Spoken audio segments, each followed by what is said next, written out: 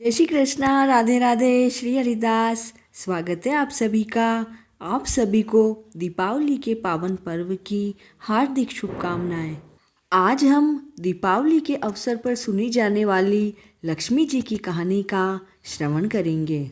एक साहूकार के एक लड़की थी। वह रोजाना नियम से पीपल के जल अर्पित करने जाती थी। पीपल में से लक्ष्मी जी निकलती।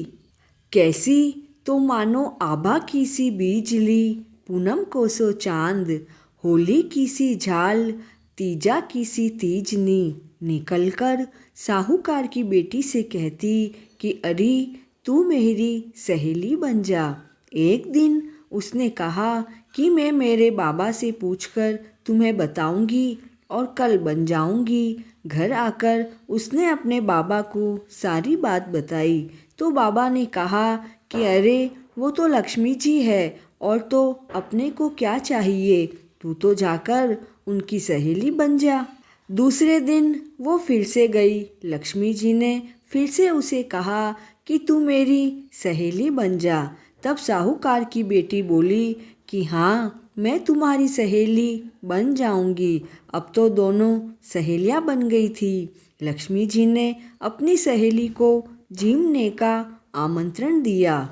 घर आकर साहूकार की लड़की ने अपने पिता से कहा कि पिताजी, मेरी सहेली ने भोजन का आमंत्रण दिया है।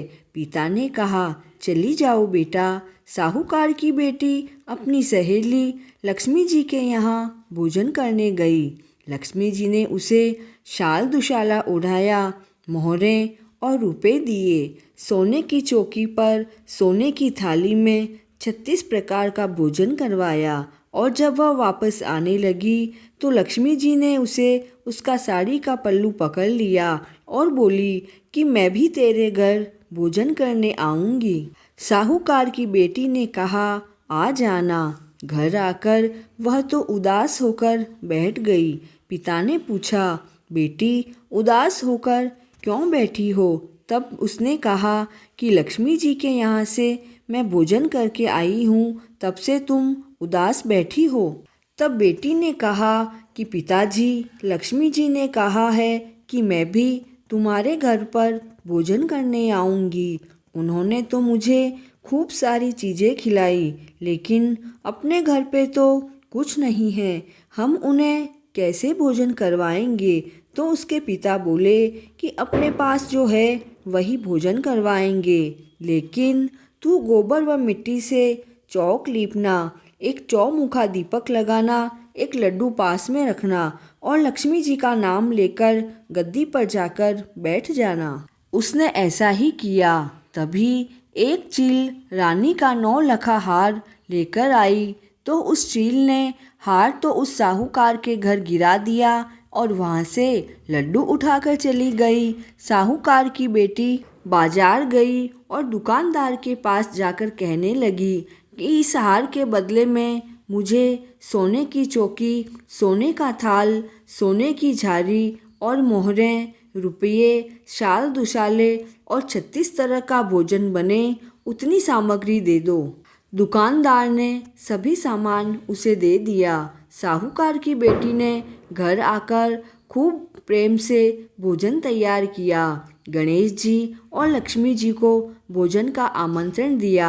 आगे आगे गणेश जी चले और पीछे पीछे लक्ष्मी जी आई। साहूकार की बेटी की सहेली के लिए बैठने के लिए उसने पीढ़ा डाल दिया और लक्ष्मी जी से बोली कि तुम यहाँ बैठ जाओ। तो लक्ष्मी जी बोली कि पीढ़े पर तो मैं राजा रानी के भी नहीं बैठती हूँ। तो साहूकार की बेटी ने कहा कि तुम तो मेरी पक्की सहेली हो, मेरे यहाँ तो तुम्हें इसी पर बैठना पड़ेगा, नहीं तो मेरे माँ बाप, भाई भतीजे, बेटे पोते, बहू बेटी, जवाई दोयते, पड़ोसने कैसे जानेगी कि लक्ष्मी जी मेरी सहेली बनी है। अब तो लक्ष्मी जी पीढ़े पर बैठ गई। साहूकार की बेटी ने खूब खातिरदारी करी जैसे लक्ष्मी जी ने करी थी। लक्ष्मी जी उससे बहुत प्रसन्न हो गई। उसके घर में अरबों खरबों की संपत्ति हो गई। साहूकार की बेटी ने